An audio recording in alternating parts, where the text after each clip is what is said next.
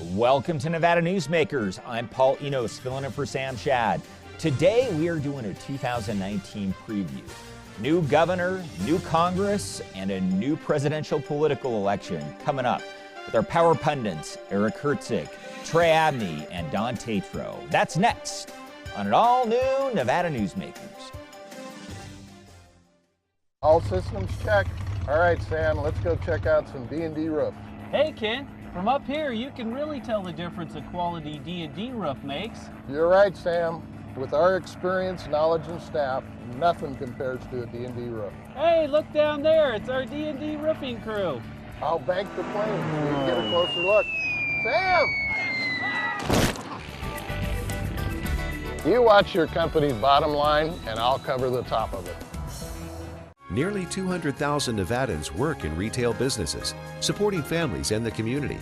Nevada's retail businesses generated over $2 billion in sales tax revenue in 1 year, including nearly $700 million to help our schools. Shop around and see all that Nevada's retailers offer our state. We're the Retail Association of Nevada, representing thousands of Nevada businesses. Businesses that work for Nevada. Take a look at Pro Group Management and see how your workers' comp requirements can be met head-on. By taking a proactive approach, Pro Group can assure that your company is meeting or exceeding state and federal standards. As you move forward in your industry, Pro Group moves with you, simplifying regulatory tasks, clearing the way so you can get the job done and look to your future success. Pro Group Management, workers' comp that works for you. Early in the morning or throughout the night, professional truck drivers are on the job, serving you, safely moving freight that's crucial to our economy. From the oldest industries to our newest innovators, from the exotic to the everyday, trucks are everywhere, moving everything. Never afraid to embrace a future that makes Nevada and our nation stronger. Trucking moves America forward. This is Nevada Newsmakers with host Sam Shad, a no-holds-barred political forum. Now, from the Nevada Newsmakers broadcast headquarters, here is Sam Shad. Welcome back to Nevada Newsmakers. We are here with a power pundit panel for our entire show. Now, I'm going to ruin the magic here. We are taping this on Monday. In about a half hour, we are going to have the 30th governor of Nevada, Steve Sisolak. He's going to be sworn in Carson City. But before we get into that, I'm going to introduce you to our power pundits today. We have Herzik, who is professor of political science, University of Nevada, one of my favorite professors, by the way, when I was in school. Don Tatro, who's the CEO of the Builders Association of Western Nevada. Northern Nevada. Gosh, sorry, screwed that up. And then Trey Abney, who is partner with the Abney Tauchen group. That covers all of Nevada. All right. Yeah. Let's see what else I can screw up today, right? All right. So, as I mentioned at the onset, we are taping this on Monday. Governor Sisolak's going to be sworn in today. We are seeing, really a change. First time in 20 years we've had a Democrat as governor. Are we going to see a big change, or do you think it's maybe just going to be incremental? Professor? Doctor? I think it'll be more incremental. And in fact, you could argue that the change from Gibbons to Sandoval might have been a bigger change. Even though Sandoval did run right of Jim Gibbons when he was elected. That's right. Well, Sandoval tried to be a conservative in his first session, and that didn't go so well. Then he found his real footing. I think it's going to be an odd, particularly first session, because the Democrats have so many votes, and I don't know who's in leadership on the, well, I know who they are, but who are the big dogs pulling the Republican side? I think you're going to find more kind of fractious behavior among the Democrats, say in the legislature, that Sisolak and the leaders are going to have to deal with than what you had, say, with Sandoval. Don? Yeah, I'd agree. I think it'll be incremental, but I think one of the biggest changes is the institutional knowledge that you'll lose depending on who Sisolak puts into the appointed positions. Like you said, we haven't had someone there since I was in high school. And so now to have the Democrats in those positions, I think you'll see a shift in how the agencies operate, but it'll take a while to figure out how to operate them and how to get your key priorities funded and enacted through the legislature. So it'll be a difficult balancing act, I think, for Democratic leadership to begin with. Yeah, this is actually probably an easier transition from Sandoval to Sisolak than it would have been from Sandoval to Laxalt, I think. You really have, I don't think Sandoval and Sisolak are really that far apart on the main issues that we always talk about, whether it's education, funding, healthcare, et cetera, et cetera. So really, Sandoval's kind of laid the table out, right? And Sisolak's going to be able to just kind of sit down there and move forward from there. I mean, he's going to have his own priorities, and he's going to owe the base of his party something, right? I don't know if you call it blue meat when you're throwing it to the base on that side, but you know, with labor unions and trial lawyers and some of those key constituencies, he's not going to be able to ignore them. And so I think some of the business groups, you know, I used to represent the Reno Sparks Chamber for years. I think some of those business groups are going to chafe a little bit. I think you're going to see some movement on the minimum wage. Doubt it'll go to 15, you know, right away. I think you're going to see some movement on, you know, paid sick leave and stuff like that, stuff that Sandoval did veto last time. But it is not going to be this wholesale far left agenda. I don't think anybody has ever accused Steve Sisolak of being this wild-eyed, crazy left-wing guy, right? So I think it will be kind of stay the course, and I think a lot of what we'll hear, you know, in his State of the State speech is going to be, you know, stay the course and let's move forward and make Nevada even better, et cetera. Eric, what do you think? Do you think it's going to be a stay the course, you know, in terms of, you know, not going after a lot of these, you know, tough policies, you know, the Governor Sandoval, you know, who really isn't very confrontational, right, but ended up vetoing, you know, 41 piece of legislation this time. We're not going to see that this session, right? Well, I think it'll be interesting to see if there are major changes in the budget that Sisolak gets handed the Sandoval budget, but he can make changes. And if all of a sudden there was a radical change in funding priorities, I'd be really surprised at that. And you're going to see some change, the issues that the other two guys mentioned. I agree. You're going to see some movement on minimum wage. Probably going to see something about guns, talking about it at least. But I don't see radical change. And if that does happen, it's going to be a real interesting session for you guys down there. I think it will, and I disagree to some of that, but only because you had 41 bills that are vetoed, and if you help get Sisolak elected, and that's your priority bill in the last legislative session, how do you not try and get that to be the first bill across his desk? And then if there's pushback to not bringing it up or to not passing it, that's to me where the struggle is going to lie for the Democrats with their leadership, and that's where and keeping everyone together in the caucuses. And so it'll be difficult, I think, to manage the expectations there when you have such a high blue majority throughout the legislature and then now into the Capitol. Where do you think he's going to have a tougher time, the Senate or the Assembly? Definitely the Assembly. Yeah, I agree. There's just more of them, right? And you have folks, and I met several great candidates and then people that won their victories that have never even been to Carson City, much less in the legislative building. So it's going to be a big learning curve, and you're going to have a lot of new folks there. And they went and knocked on doors and told people they were going to do A, B, and C, and they expect to try to do A, B, and C. And so I think you're going to see more D on D violence, if you will, than Republican versus Democrat there. And so Sisolak's job We definitely saw that in 2015. I mean, there was a lot more Republican on Republican violence in that session. There were 15 bills vetoed, correct, in that session. So it's very difficult when you have parties, single party rule. How do you not pass those bills? And those 15 right, bills and Sisolak's going to want to kind of be the moderating influence and be the guy that brings people together and say, look, this is as far as we can go. Governors tend to not be as brave in their first term than they are in their second term, and so he's going to want to, you know, he's going to have to run for re-election as well, and so he's going to have to kind of be that kind of calming influence. And I think he's already told leadership, like, do not send me a bunch of stuff over here that's going to be really controversial, that's going to get me in a lot of trouble. All right, we are here with our Power Pundit panel for the whole show. We're going to be right back on Nevada Newsmakers. Tamarack Junction is South Reno's hotspot with over 450 of the latest slots and video games. Sully Sports Bar, the Dining Car Restaurant, William Hill Sportsbook, and the Tamarack Steakhouse and Lounge. We're just north of the Summit Mall in South Virginia. Yeah. How do you shed some light on a better economy? Start with growth inspired by Valley Electric Association. We're a member-owned power company that puts Nevada first, and we're doing big things, like providing prosperity by securing renewable energy projects. For Nevada, that means more jobs and more opportunities, all for a strong statewide economy. In other words, together, we're doing powerful things. Visit us at vea.coop to learn more. Hi, I'm Eric Robnett, owner of Home Energy Experts. Has this ever happened to you? Honey, did you remember to turn down the thermostat? Forgetting to set the temperature? Not fun. We can help. Our new smart thermostat keeps the temperature set for your comfort all by itself. I'm feeling hot now. To increase your comfort, go to homeenergyexperts.com for details. That's homeenergyexperts.com.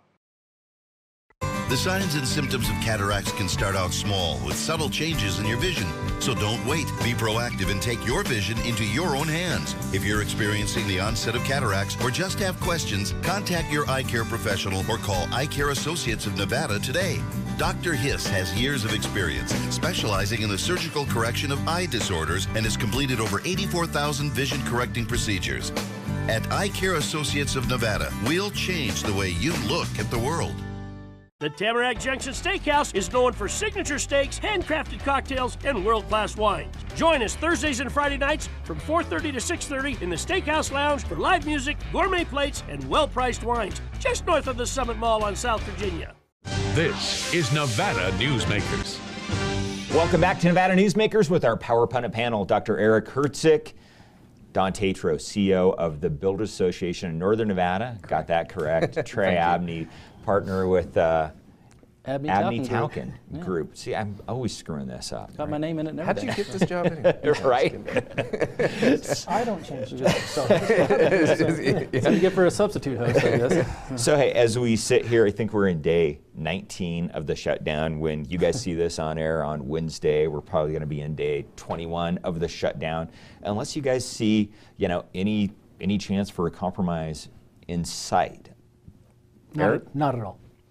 I mean, both sides have dug in. The saying is that until one side feels so much pain, they have to, in a sense, kind of capitulate. That could happen with some of the groups, not so much that are not working, but the groups of people who have to work and aren't getting paid, and they're going to get a paycheck, on January 11th. That's not going to show up. And we're talking, let's see, TSA, we're talking prison guards, Border Patrol, and the, not Selective Service, Secret Service. And if any of those groups do some sort of organized walkout, you're already seeing sick-ins from TSA. But if TSA workers in any of the major airports, Atlanta, New York, Chicago, said, nope, we're not going to come to work today. Oh, I think there would be, you would so bollocks up transportation in this country. I think people would come to the table. Don? Yeah, I don't think you'll see anything then, but I agree that you're going to start to see people, USDA fundings or closings haven't happened. FHA closings are next in line, and that's going to really hit the housing markets that I follow closely. And then you're going to have other groups that require government funding to exist, whether it's FQHCs, whether it's any number of things that require this. What's the FQHC? Federally Qualified Health Center. Come on now. You don't speak acronyms? You think yeah, come on. I mean, no, Don's showing everybody how smart he is, guys. No, I'm showing how stupid I am by using acronyms. But no, so I think those are going to be the things. And who's going to feel it more is the question. Do you blame the Democrats for not saying, hey, fine, have your wall and take it. We already have some existing wall and you're going to go play in your sandbox, or is it going to be Republicans who do it for that? And I think, if they change the messaging to more of a safety, hey, we're keeping more drug dealers out, we're keeping these types of people out with it, rather than the immigration side and the emotional pleas of the Democrat side on this issue, you're going to see who wins the PR battle. Yeah, I mean, I think I agree, because up until now, I think most Americans, most people haven't really noticed the government shutdown. I think everybody's finally coming back to work this week, right? Yeah, I mean, everybody. It's kind of been over like a pretty dead time, right? But as it drags on, like like Eric said, I think, and these effects start, snowballing and people's actual lives are affected, I think you'll start seeing more of that. Under a normal presidency, with a normal president, I think you'd say, all right, fine, I'll cut back on this if you guys give me this. But there's really no way to know what this guy's like. He may just hold out and say, no, I am not doing it. But I mean, haven't we heard like DACA, right? I mean, DACA is, there's potential for a deal there. I mean, something that. Well, and he had a potential for a deal, a year and a half, 2 years ago, where they offered that. He was going to get more border funding and DACA, and they didn't take it. That was the S-hole comment. You don't know what he's going to agree to. I have no idea. He agreed to the deal that the Senate passed. Right. And they said, never mind, I'm not going to do it. Or I'm going to be proud to own this shutdown. And so now, you've got Nancy Pelosi in the mix as opposed to the Republicans in the House, and it's like, oh my God, this is just an ongoing, just moving pieces. Tell me where the stability is. I think one of the biggest problems is the public perception. If you get to the root of the problem or the impetus is that Congress has failed to do its job for however many years because they have the power of the purse and they still can't come up with a budget in a timely manner. Right. We have all these continuing resolutions and we don't fund the government properly. And essentially you have 535 people who abdicated their job to the president and the budget office of the president, probably for the last 70 years. I mean, for all. I mean, you started to see it when we ran up huge deficits. I don't agree. I think they did under Newt Gingrich's term and shortly thereafter. I mean, we actually had a balanced budget under Bill Clinton in the divided Congress then. So my hope with a divided Congress, but hey, I'll take 3 years of a balanced budget over trillions of dollars in debt. Agreed. And when we start feeling the pain of interest rates on $1 trillion, that's really going to hurt. So I think what we need to do is we need to quit bickering over a border wall and start trying to give a backbone to the 535 people to go sit in those offices and bust out a budget that's going to actually work for the American people. That's my tirade for the day. Have to prop up. Well, I agree, and I'd be curious to see who wins the PR battle on the wall, because the Democrats' argument that a wall is immoral, I'm not sure is a selling point. I don't know how you argue that. We already have border walls, so I guess I want to hear. I've been to the one in Yuma, Arizona. Right. I guess I want to hear. I'm okay. I understand the conversation that it may not be a wall. You need technology, and it's the 21st century at all. But do we want to take down the wall that are already there if they're so ineffective? So I'm trying to figure out that argument and what play they're making. There are probably some places where they do need more wall, and then there's some places in Texas where it's on private land that makes it a lot more difficult. Go back to Congress again, not doing their job and not fixing immigration. Yep. The wall is a symptom, it's not the disease. The disease is we have a broken immigration policy. We can't get people we want here. We got people we don't want here, whether it's criminals or whatever. So we need to fix that, and everyone hinges their bet on some wall is magically going to do this. No, pass the dang things to actually fix the problem. And that's the problem. We don't have any statesmen. We got a bunch of people running for re-election. Most people or running for president, which we'll talk about when we come back on Nevada Newsmakers. Dimitri Prine here for Design Outdoor. At Design Outdoor, we specialize in all hardscapes, pavers, and walls you'll need for everything, from wonderful small yards to full-blown outdoor living. And we only refer the best contractors to make your vision a reality. Our store and backyard are located at 11600 South Virginia, just north of DeMonte Ranch Parkway. Visit designoutdoor.com or call us at 851-9499. I'm men's rights attorney Marilyn York, and because I represent men in all family law matters, women often call me gender traitor, woman hater, and even disgusting. So why represent men and target myself with these offensive monikers? It's simple. Children with fathers in their lives are 6 times less likely to drop out of school, 15 times less likely to go to prison, and 5 times less likely to commit suicide. So ladies, you can hate me, but please love your children more than you hate their fathers. Hi, I'm Dave Newman. Remember me? I used to be the house detective, and now I'm a realtor, full-time at RE/MAX Realty Affiliates. A lot of people ask me, how's the market? You know what? It's fantastic. If you're even kicking around the idea of buying or selling, give me a call. Let's talk about it. Call me at RE/MAX Realty Affiliates and just ask for the guy who used to be the house detective, Dave Newman.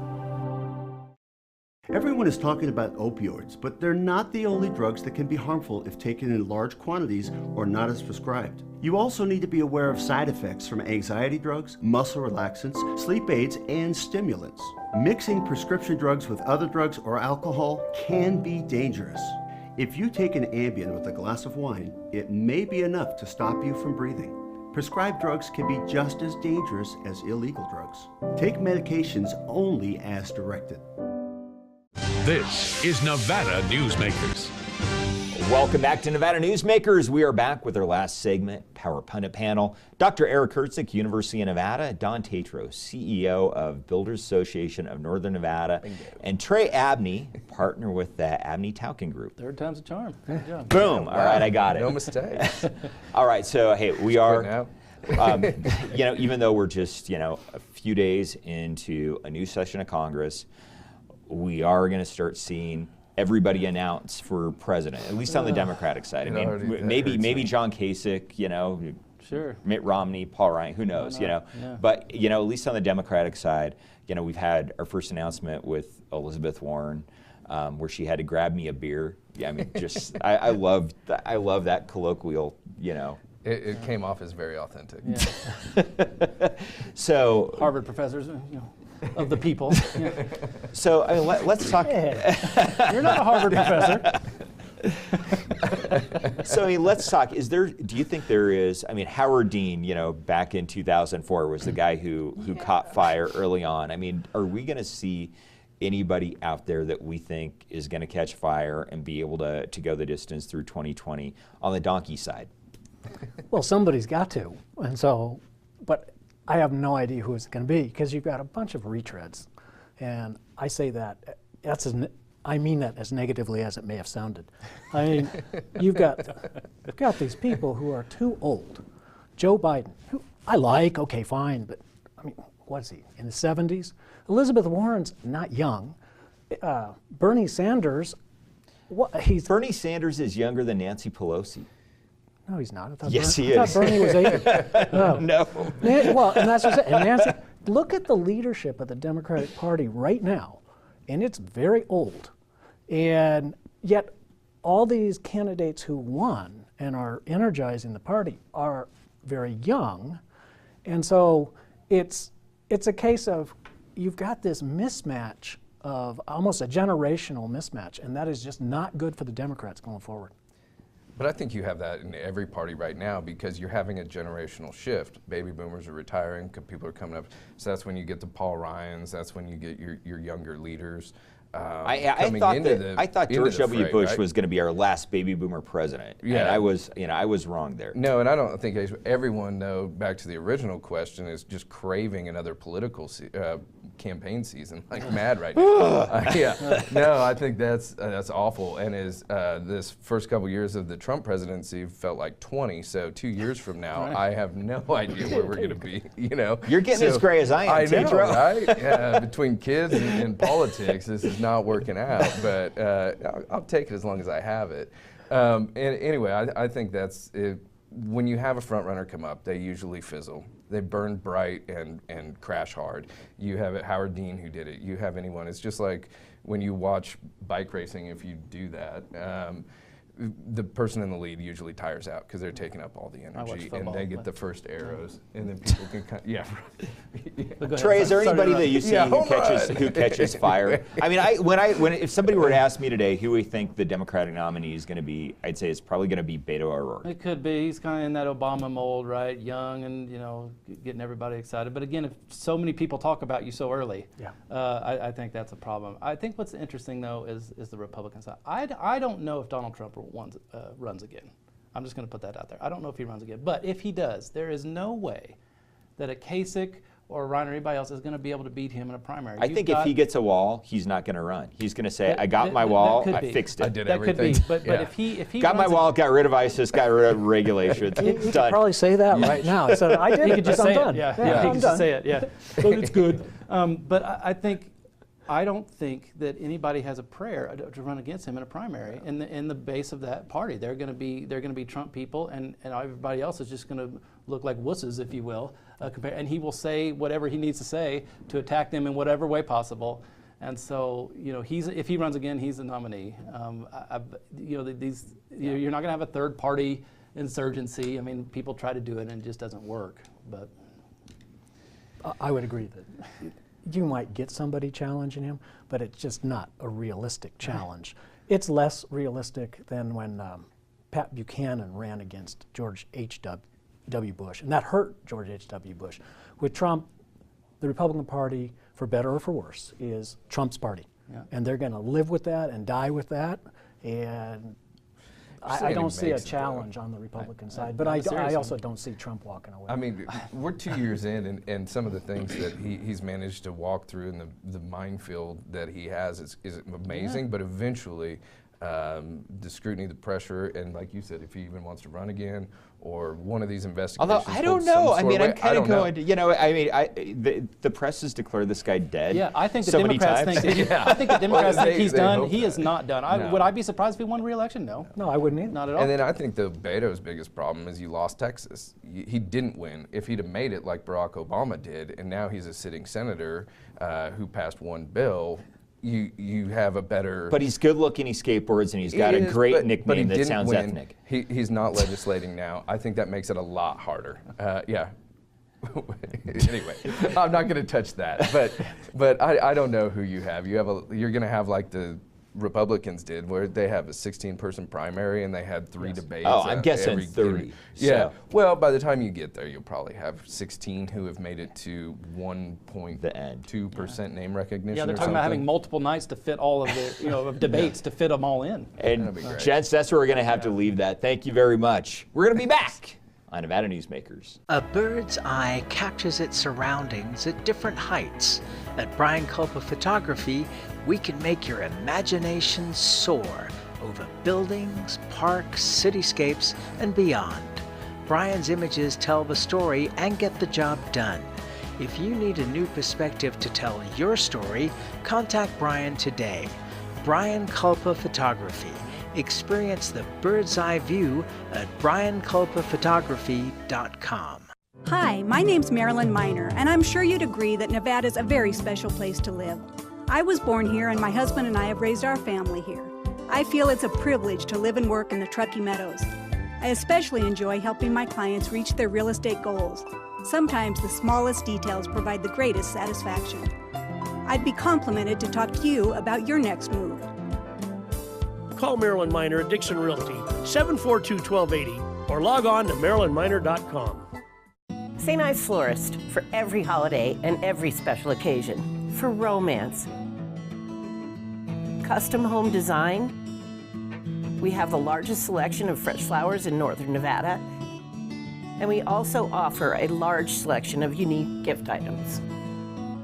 Come see me, Lori Ann, at St. Ives Florist, 700 South Wells Avenue, or call me at 333-9190. Pro Group Management is the place where companies can find workers' comp solutions that are designed to meet their specific business requirements.